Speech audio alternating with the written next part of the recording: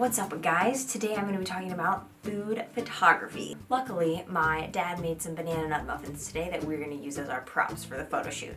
So the first consideration that you want to think about when you're doing food photography is the surface that you're going to use. The main two surfaces I like to use are a white wood table and a marble surface. Both of them are white and bright, so they add a lot of color. They look good in natural light, and one of them's just on a table, so it's super handy to use. You can also use dark wood, a darker marble, a solid surface, anything like that. The next thing you want to consider is the lighting. There's basically two options. You can use natural light, or you can use a lighting setup like a studio light. When I shot food for a long time, I used a studio light, but today I'm going to be using natural light. I really like the way that it looks, so that's what I'll be shooting today. And as you can see, I just put the table right next to a door and I open the door, but you don't have to. You could also just put it next to a closed door or a closed window, as long as you're getting the natural light coming in.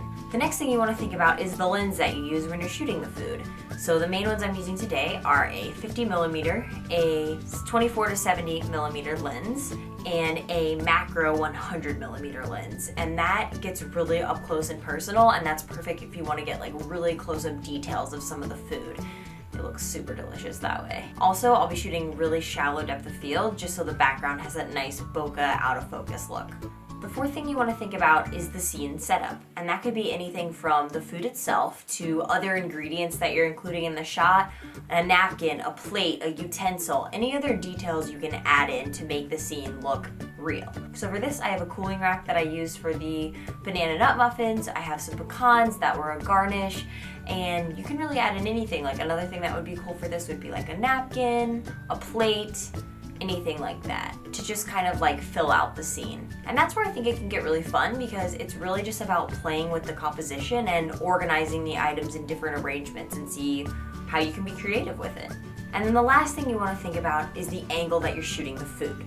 The two main angles I love to go back and forth between are the straight down look, so that means standing on a chair or a step stool and positioning the camera straight down and looking right down at the food. This is nice because then you can zoom in into your surface so you're not seeing any of the other edges. And I think it really gives kind of a clean, crisp look for food photography. I think flat lays are a really flattering angle for food. And then the other way is about a 45-degree angle. And when I'm using that, I'm typically using either the macro lens or the 50mm lens and a shallow depth of field, so I can focus in on maybe one of the muffins and everything else can be kind of out of focus. So to recap, those are my 5 main things: surface, lighting, lens, scene, and the angle that you're shooting at. I think those are really key to getting an awesome food photography shot. And while we're at it, I thought I would show you the shots I took today. Here's what I came up with.